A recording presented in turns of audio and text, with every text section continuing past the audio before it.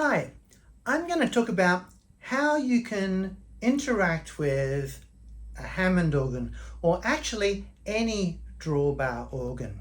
Now, organs have been around for centuries, and Hammond organs have been around since 1935, but we still often use Hammond organs or drawbar organs in a lot of different types of music. What will happen is that people play with it, but they don't really get the most out of it, because an important thing about playing an organ like this is that it's dynamic. You actually change it all the time. If you go to your synthesizer and hit the organ preset, that really stays the same and doesn't change. When you're actually playing a real Hammond organ, you tend to be playing with the controls all the time. If you look at a drawbar organ, you'll see these things here. These things here are actually the drawbars. And we've got three sets. This one here, and this little set of two. These are for your bass pedals, which I do not have on this particular instrument right now.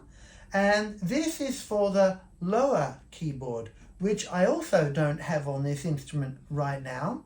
But these 9 are for the top keyboard, the upper keyboard.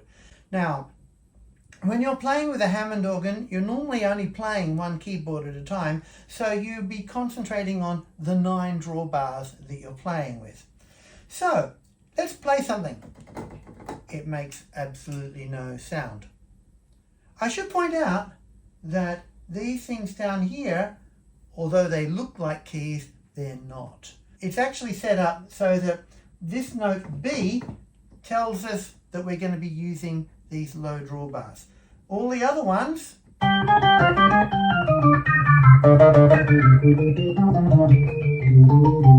do different presets, and the bottom C turns it off. But the top B says we're going to use whatever sound is in the drawbar setting. So if I want to play something, I have to have the drawbars out. Now, the basic drawbar is the white one, which says 8. So this is the basic sound. Now, this is kind of like a flute sound. Now, in the 1935 Hammond organ, and the actual Hammond organs made up until the late 70s, this sound was generated electromechanically by a little metal disc which had serrated edges spinning next to a guitar pickup. So it's kind of like an electric guitar, but instead of having a string, it has a little metal disc that was rotating, and it can play different notes. Each note had a different metal disc, which is why it's so heavy to carry a real one. This one is a more modern one, and it's got samples of those original discs. Some organs, especially made in the 70s and 80s, have transistor oscillators which are creating those sounds. So whatever way the sound is created, and it's this kind of fluty sound. And then what we do to create the sound of the instrument is we add them together by mixing them together. And the way they've got it set up, this one gives a basic note, this one gives an octave, this one gives another octave, and this one gives another octave. So if we play and mix them together, we get different timbres.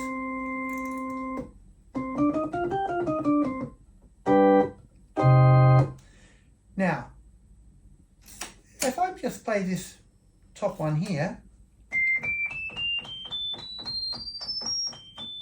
oh, it's gone back down again. So it will only play the sounds that it's got a tone wheel for. So what we get is we get this dynamic mix as we're playing. Let's go back to our 8-foot one. Our octave. What about this one?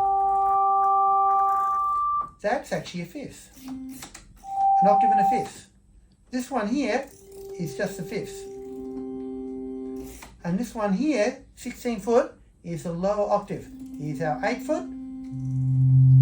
It goes down. Of course, this octave is the same as this octave. So, by playing and changing the drawbars, we get different sounds.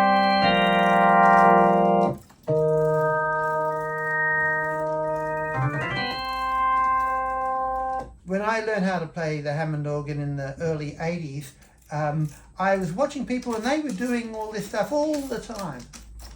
They would always be changing the basic sound. And a lot of people have got their favourite little shapes.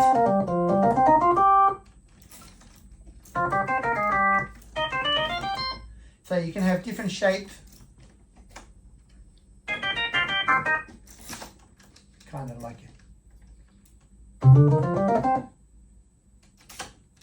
A very common thing is to start with these three.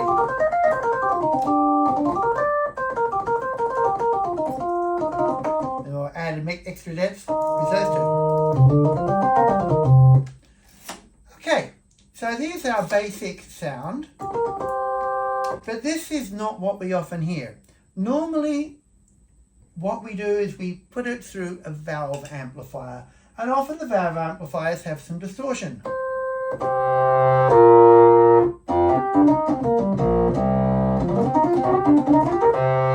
So it becomes quite rough.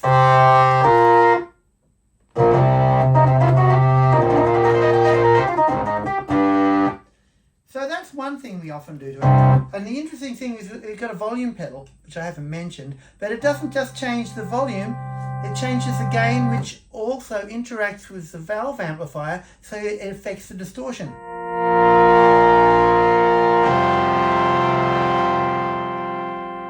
So we have this change of the timbre as well as the change of the volume. Now, we often use valve amplifiers, but the thing that has happened with Hammond organs very early on is that somebody built a special speaker for it, which has a rotating component. And what that means is that it creates a Doppler shift, and a pitch shift, and you get this kind of shimmering effect. And this type of speaker is called a Leslie speaker. I have got a simulation of it on this particular instrument. On my one in the 1980s in Australia, if I wanted to move the Hammond organ and the Leslie, I had to get either a truck or put it on a trailer. It was very big, so much easier now. Also, Logic and lots of other programs have got Leslie speaker simulators now. So let's have our basic sound. Turn it so it's not so much distortion, and turn the Leslie on. You hear it got this, it's got a softness about it. Turn it off, it's flat.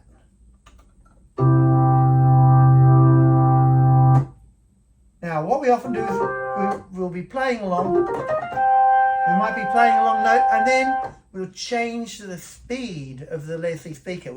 It's only got 3 speeds: not moving, moving slowly, and moving fast. But the thing is, the Leslie speakers are big and heavy, so when you make it go fast, it takes a while to get up to speed. And when you turn to go slow from going fast, it takes a while to slow back down again. So we go from slow to fast.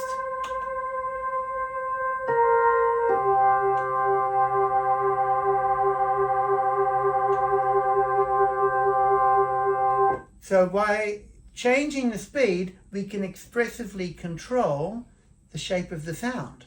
Now, if you wanted to go slow and fast, or if you want to go from fast to slow quickly, they've got a little brake. So if I've got the speed on and I've got the brake on,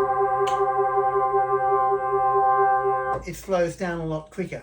Sometimes I've used that, but actually normally I don't. I normally have it so and I'm turning it on and off all the time. Often I have a special foot pedal to do that. So all that means that you've got some dynamic control of the sound. there's another way of making it a shimmery sort of sound, and that's using the vibrato and the chorus.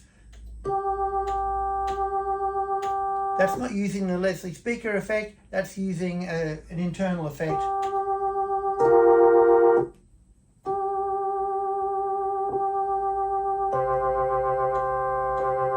But it's abruptly on and off. Sometimes we use that, but I didn't often, but you know, some people do. Now, the other thing is, there's a thing called percussion. If I go just to my 8-foot stop, and I go to the percussion, if I can turn on the second harmonic, we've got an extra sound coming in. Got all the drawbars off. This second harmonic is actually playing and decaying away. You've noticed if I'm holding a note down, it doesn't do it anymore. It only does it when I take a note off. So it's an accent effect. And you can make it go faster. Missed.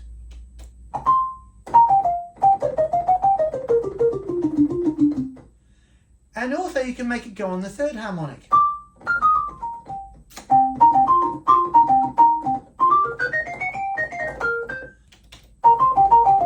So second harmonic, third harmonic. And of course if you can have,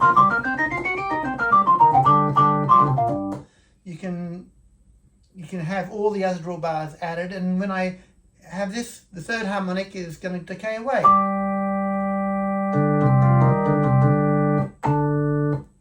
Okay, so that's essentially the controls on the Hammond organ. They normally have a built-in reverb as well.